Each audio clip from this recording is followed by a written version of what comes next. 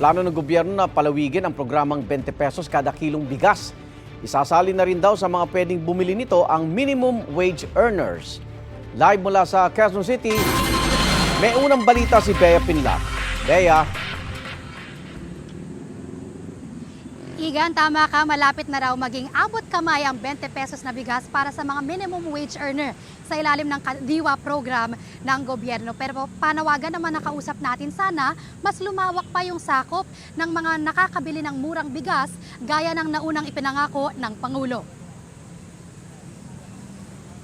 Kung ngayon mga senior citizen, solo parents, persons with disabilities at indigents pa lang ang pwedeng makabili ng 20 pesos na bigas sa Kadiwa stores, sa susunod na buwan mabibili na rin ito ng minimum wage earners ayon sa Department of Agriculture. Bahagi ito ng kasunduan ng DA at Department of Labor and Employment. Sa ngayon, nasa 645 pesos ang daily minimum wage para sa mga empleyado ng non-agriculture sector sa NCR. Magandang balita raw ito para sa mga nakausap natin na mamimili. Pero may dagdag na hiling din sila sa gobyerno. Pare-pares lang naman tayong tao. Diba? Ganun yun eh. Lahat nagugutom. Kaya kailangan walang pinipili.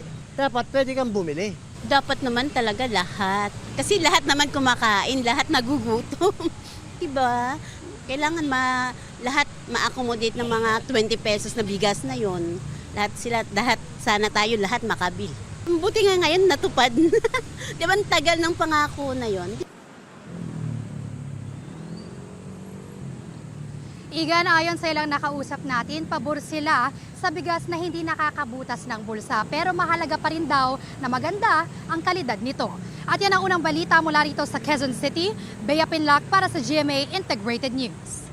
Igan, mauna ka sa mga balita, mag-subscribe na sa GMA Integrated News sa YouTube para sa iba't ibang ulat sa ating bansa.